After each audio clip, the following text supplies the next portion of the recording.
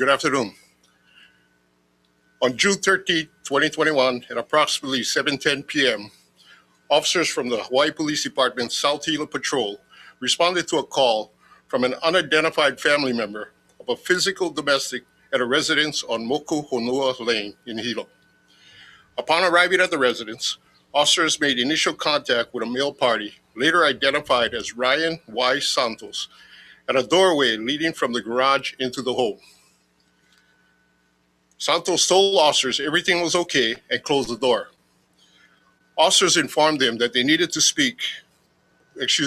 check on the welfare of the other family members within the home and proceeded to the front door to make contact with a female occupant who could be seen in the living room area. Immediately after making contact with the female occupant, who later was identified as Ryan Santos's auntie, the suspect, Ryan Santos, emerged from the kitchen area with a rifle in hand aiming at the officers, who began immediately retreating from the residence, seeking cover. Santos began firing at the officers, yelling and swearing as they retreated. Santos exited the home and, while on the front balcony, continued firing at the officers. One officer, a 13-year veteran of the department, returned fire and struck the suspect, Ryan Santos. After being shot, Santos was able to retreat back into the home where he succumbed to his injuries. An autopsy has been scheduled for tomorrow. During the course of this incident, a 91-year-old relative of the suspect appeared to go into cardiac arrest. He was transported by medics to the Hilo Medical Center emergency room, where he was later pronounced dead. It is believed he died from a medical condition. However, an autopsy has been ordered to determine the exact cause of death. Investigation has revealed that during the incident, Santos discharged in excess of 30 rounds at the officers from two different rifles. Some of the rounds fired struck 4 police vehicles as well as into a neighboring residence. Fortunately, it did not result in any injuries to innocent parties or the officers. The firearms that were recovered do not belong to Santos, who is prohibited from owning firearms due to being a convicted felon. Checks are still being conducted on the history of the firearms. The officers involved were wearing body-worn cameras, and we are reviewing these video footage and we'll be releasing them hopefully by tomorrow. Detectives from our Area 1 Criminal Investigation Section are continuing the criminal investigation into this matter, and detectives from our Office of Professional Standards is conducting an administrative review. The officers that have been involved in the incident have been placed on administrative leave as is normal protocol. Thank you very much. Okay, we'll now open up the floor for questions. Please type your name in the chat box along with your organization to be called upon for questions. Okay, our first question comes from Annalisa Burgos, KITV4. Thank you. So do you have any details as to which family member actually called and reported the domestic violence, and what happened with that call, and who else was in the home at the time aside from the 91-year-old man? The call was placed by Ryan Santos' younger brother. In the home at the time was his grandfather, who passed away, and also his mother and his aunt. So it wasn't clear as to who was experiencing the violence, who was the victim in that? Reportedly, the victim in the case was his mother. Okay. And then can you tell us about priors? You said he was a convicted felon.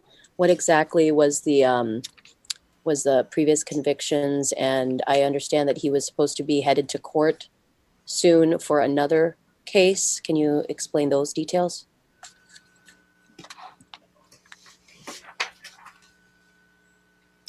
Records indicate that he's a convicted felon for an assault second, and he also has 10 misdemeanor convictions, 10 misdemeanor arrests, 5 of which are convictions, and 3 petty misdemeanor convictions.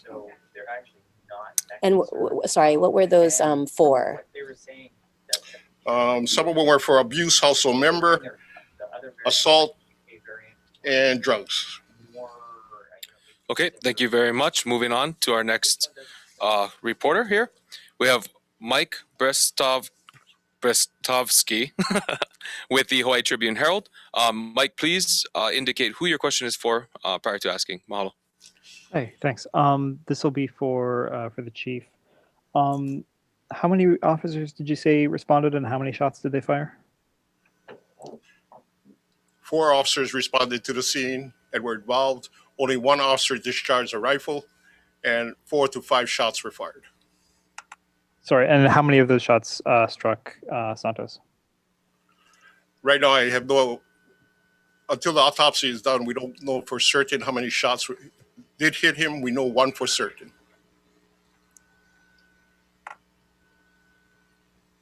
All right, no further questions right now. Okay, thank you. At this time, I'm seeing no further questions. I'll give a minute for. Okay, we have the last follow-up from Annalisa Burgos, KITV4. Sorry, I just, you didn't address the last question, which was the court date, the court appearance. Sorry, I don't have that information as far as what court appearance he has coming up. Okay, and so. We're only taking 2 questions per news outlet at this time. Thank you.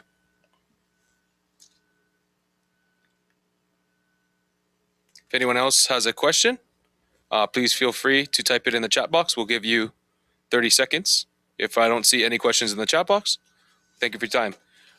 We have Peter Boylan from the Star Advertiser.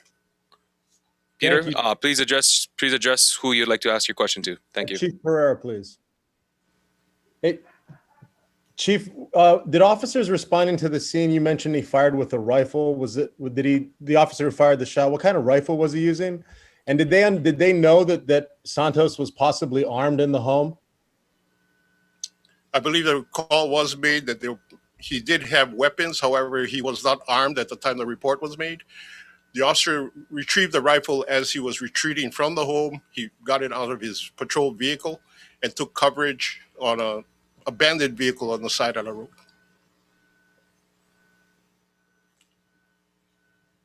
Thank you, Chief. Okay, thank you, Peter. Next, we have Sarah Matheson with a question for Chief.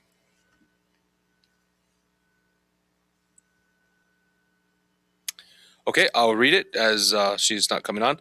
Has there been an increase or uptick in domestic violence calls and or cases?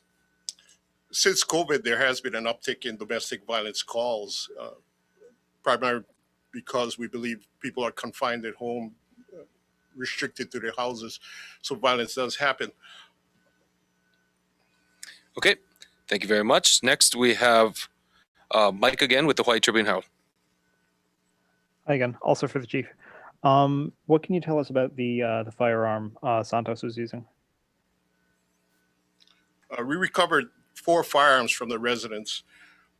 The 2 believed to be used was an AR-15 type assault weapon, which was a ghost gun, and the second was a bolt-action rifle, unknown make or unknown model. We also recovered 2 shotguns from the residence. Sorry, can I follow up? What do you mean by ghost gun? Ghost gun is purchased in parts, put together, no serial numbers, no identifying marks. Okay, thank you, Mike. Next, moving on to Chelsea Jensen, West Hawaii Today. The question again is for Chief Ferraro. Aloha, Chief. How many officers have been placed on leave, and will this impact operations in Hilo or other areas of the island? Right now, the officer that was involved in the shooting is placed on mandatory leave. The other 3 officers are waiting to see if they need to seek counseling of any type or a wellness exam done by a professional psychologist. It does impact our service. It does impact our staffing. However, we have sufficient coverage using officers from different watches or different beats. Okay, thank you. Moving on to Max Dibble, Big Island Now. Again, a question for Chief Ferraro. Yes, Chief. You noted that one of the bullets, or maybe several of them, from Santos's weapon or weapons entered a residence, a neighboring residence. Can you tell us how many bullets that was and if anybody was home in that residence at the time? The information that was passed on was there were 4 rounds that entered into an unoccupied residence down the street. Okay, thank you. Moving on to Peter Boylan, again from Star Advertiser, again for Chief Ferrara. Hi, Chief. Was Santos believed to be under the influence of alcohol or narcotics? And did officers recover any illegal drugs at the scene? I have no information regarding that, and that would be determined at the time of the autopsy. Thank you. Okay, at this time, seeing no further questions, again, giving a 30-second window before we round out the news conference.